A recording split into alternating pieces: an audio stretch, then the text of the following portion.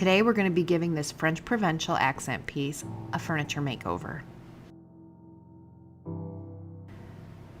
I start my makeover by taking off all of the hardware, removing the drawers, removing the hinges so that I can thoroughly clean my piece.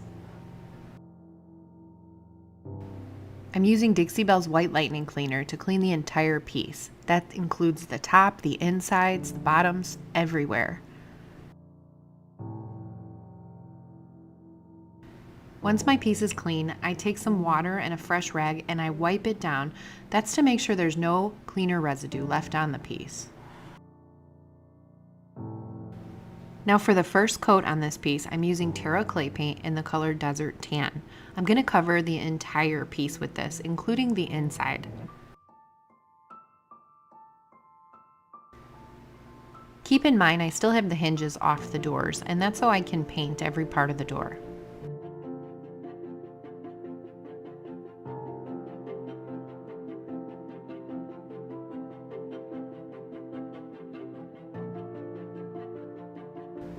I gave my base coat of Desert Tan 24 hours to dry. Now I'm coming in with a second coat, and this purple color is called Wisteria Mist. I gave it 24 hours to dry because I don't want to reactivate the first coat, so I gave it a little bit of curing time before I went in with my second coat. Right now I'm outlining with Desert Tan and I'm blending it into Wisteria Mist. Wisteria Mist is a beautiful purple color, but for this piece, I want it to have a little bit of an aged vibe. So using the Desert Tan with Wisteria Mist will give me the look I'm going for. For the center, I'm adding a little bit of Moonbeam. By using Moonbeam, I'm adding subtle highlights to the center of the drawer. Instead of using a flat brush, I'm using round brushes and I'm stippling, using the stippling motion. Instead of going back and forth with my brushes, there are many different ways to blend paint colors. Each way gives you a different look. This way I find gives you sort of that old world finish look really easily. And that's what I'm going for this piece. We're gonna add some more stuff later that'll give it more of an antiqued vibe, but for now, I'm stippling throughout the entire thing and I'm going to follow that same pattern. I'm adding the color Elderberry to the hardware just to give it a little bit more depth and dimension.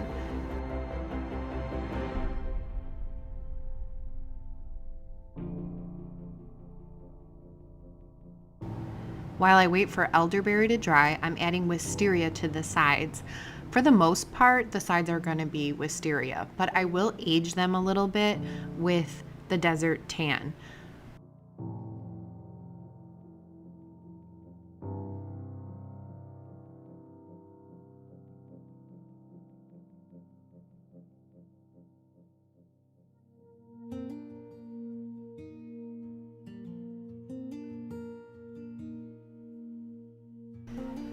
Now back to the front, I'm adding Wisteria first, then I will outline it with Desert Tan, and then I will add a little bit of Moonbeam for a highlight.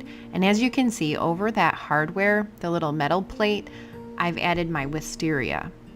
So you can only see the Elderberry, the darker color, in the details.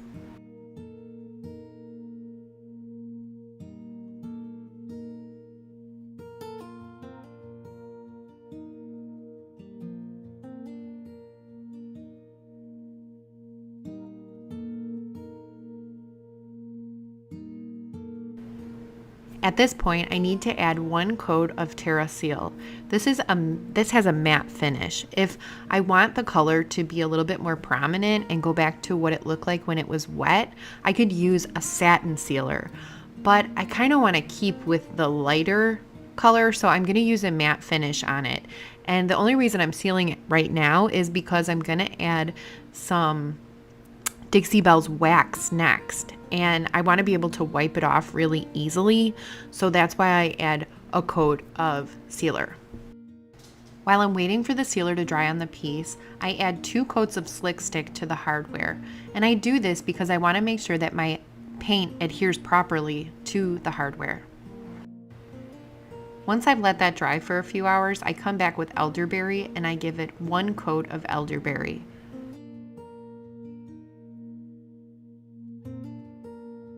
And once that's dry, I dry brush Wisteria Mist over the elderberry.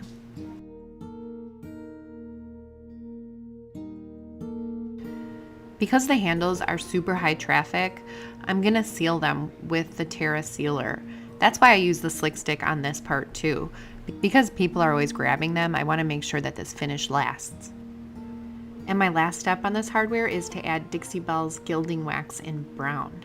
I'm just adding it to the raised details with my finger. You could use a brush, but I just use my finger because it's really easy. And I take the hinges outside and spray them with Rust-Oleum's Oil Brush Bronze. I do 3 coats of that. Now that my sealer's dry, I can add all the finishing touches. I'm using Dixie Belle's Best Dang Wax in brown. I'm using their blue sponge. I just cut it up to apply the wax. You could use a brush, but I feel like the brush puts on a lot of wax in the details, and I don't really want this wax to be in the details. I want the wax to just give it an antique look. I want it to give it like that shadow. It's gonna give the appearance of almost like dirt and aged. But if you watched my videos before, you know I don't like when my furniture looks dirty. So I do have a clear wax that I'm gonna combat this with, and we're just gonna leave it looking just like a shadow, and it's gonna give it a really special effect. So this wax right here looks white, but it goes on clear. So when you're trying to take wax off, I have here a dry rag, and I'm just wiping it back. The clear wax on top of the brown wax will take some of the wax off. And this wax is not like regular wax. I use this wax as a decorative wax. It's water-based, so you can seal over it after about a day once it's dried. I continue adding the wax to the creases, to the corners, to the edges, anywhere I think needs a little bit of antiquing.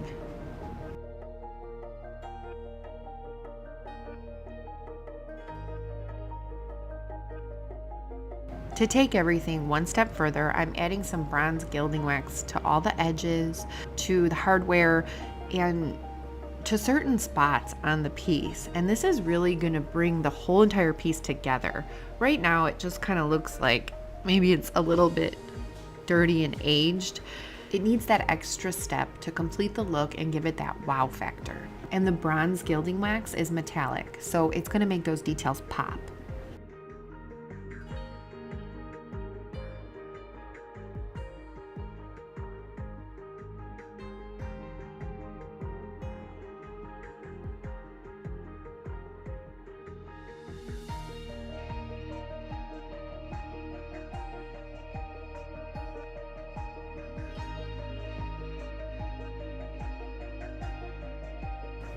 And here's a reminder of what we had before, and here it is today.